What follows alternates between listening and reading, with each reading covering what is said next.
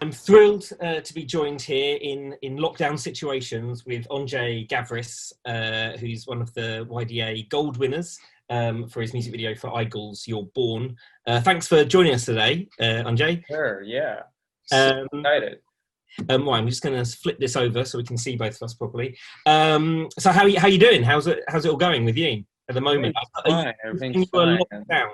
Yeah, I'm in between of moving to Berlin, so yeah, I'm excited. As you can see, a lot of the things are already packed on the background, so yeah, he caught me in this moving state. Exactly, I caught you just as you were going out the door, I believe. So yeah, we're going to talk a little bit about the film, the film that won it, the YDA, as part of this. But what I was curious about to chat to you about beforehand is kind of how you got into filmmaking. What was it that what was the step that brought you into it? What was your background maybe before you decided to become a filmmaker? Give us a little bit of background. So yeah, from what I remember, I was always playing around with my dad's VHS camera. When I was about 13, I got into skateboarding and I started doing skate videos. So I learned a lot about cinematography, just basic editing and color grading. But I guess the most important part is the soundtracks, because skate videos are all about the soundtracks, and that's how I learned how to work with rhythms, beats, and all that stuff. After a couple of years, out of nowhere, I was reached out by a local hip-hop band, and they proposed to shoot a video for them. So I was like, yeah, why not? Let's give it a go. And basically, the whole production was me and my friend. We used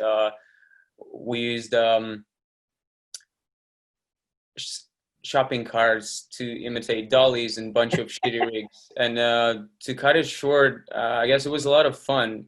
When we released the video, it was a big success, big local success. And this experience made me think of myself, made me think of my filmmaking career outside of skateboarding, I guess. And yeah, since then I started improvising with stuff. When I was graduating this year, the HD was announced, and I knew to step my game up, I needed an HD camera. Unfortunately for me, this year was, we had a crisis in Eastern Europe. So the only way that I could get the money was UK. So I moved to UK, and after a year of doing boring warehouse jobs, I got the money to buy a camera. Then I moved back to Latvia. I entered university to study directing. And after a couple of years with the support from university, I built a reel of music videos / short films, a bunch of stuff, to be honest, like even documentaries. And yeah, and later I got signed in Moscow by an agency, and that led me to my first commission job. Cool. And so you're talking about like the rhythms and sort of matching the film to soundtracks with your skateboarding stuff. Do you think that sort of naturally drew you towards music videos? Because that's certainly, I mean, this is a music video that you won for here, and certainly looking on your reel, there's some wicked music videos you got there.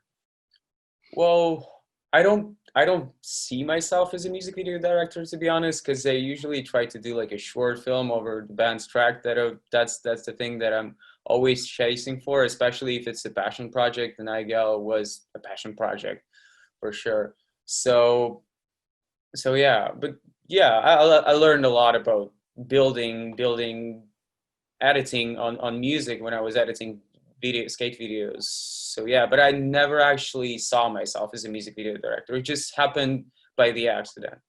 So how did this one come about? Were you aware of the band previously? Had you had any communication? Yeah, I was aware of the band, and we were chatting for a while, and they sent me this track, and I wrote like 4 scripts. But yeah, this one was, I was just lucky. I reached out to a production company in Moscow, and then they were interested in shooting this one. So that's how it all turned out, just by the accident, I guess. by a really happy accident. I'm still, I can't believe that we made it work, because on paper it was so epic. Yeah, I mean, that's one of the things I was going to ask, because it's it doesn't look like a sort of an early music video. It looks, you've got some incredible locations, you've obviously got the plane, you've got some incredible places that you're shooting. It's very lushly shot as well. So yeah, can you tell me a little bit about like how you found the areas to shoot and what the process was pre-production? Well, I wrote the script when I was in LA, and then I shared the script with production company. They liked it. We did all of the boards, like basically briefs, casting, locations, and etc. And the production company in Moscow, they've been working on getting us locations and stuff. So I guess we worked on remote for the first month, just sharing stuff and seeing whatever works for the budget, what kind of locations we can afford, because a lot of the locations are pretty far away from Moscow, like 3-4 hours. It doesn't really work with the schedule. So anyway, and after a month, we flew in LA, me and my wife and a DP, three of us, we flew from LA to Russia. And yeah, since then we started scouting, and basically like any other project, nothing pretty special, I guess. Well, you talk about your DP there, and one of the things that really I think is impactful in this film is the camera movement is incredible. I mean, it's almost like a statement of intent right from that very first shot, sort of like spinning through the plane. Was that in your boards? Did you always have the idea that the camera was going to move in these sort of interesting ways? And was that like an exciting challenge for the DP, or was he kind of like, holy shit, how am I supposed to achieve this? No, not really. Andzej, he's a really technical guy. He started his career in 3D, so we used a lot of pre-visual stuff to kind of make everything work. So we had like tiny edits of things, and we knew the specific timing. And I usually storyboard my videos pretty heavy.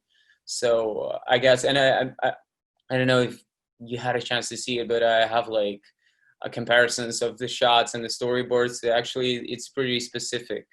So yeah, I guess it's my process. I like things to be specific, but I still let myself to improvise and then find things on location. So I guess it's like pre-production, like heavy pre-production, and then some space for improv. I usually leave it in a schedule, like 15 minutes here, 15 minutes there. And you still have to adjust things when you're on location. Some things don't work, but that's pretty much what happens to everyone, I guess. Well, speaking of your locations, the elephant in the room is there's a serious ice bath that happens as part of this film.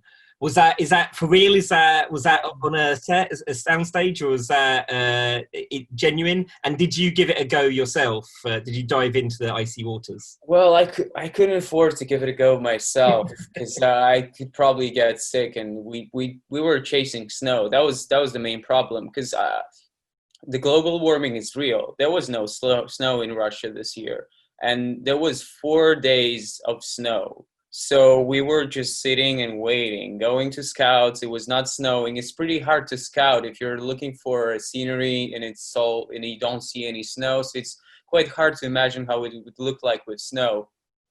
Well, you can, but it bothers you all the time. So we're sort of playing this waiting game, and then all of a sudden it snowed. So we had to be really fast in our decisions. And with ice bath, it was not easy. I can tell.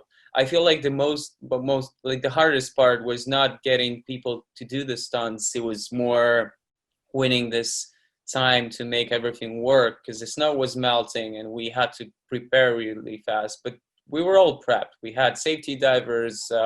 I can say that like getting into this cold water was the massive challenge.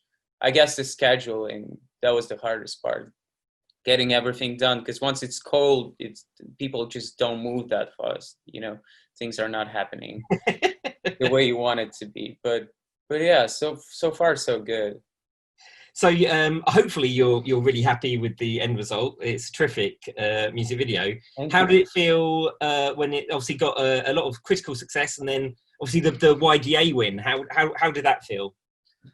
It felt amazing. I won't lie to you. It felt amazing. I was not expecting it to win, to be honest. I know that the work is strong. I won't be too shy about it. It is strong. But the competition was really tough this year. There was a lot of the videos that I actually admire myself. So I felt really great and thankful that I got the prize. But I guess the most important part for me is not the prize itself, is the benefits that I got out of it. A lot of the companies started reaching out, and that opened new doors for me. We'll see where it would lead me, but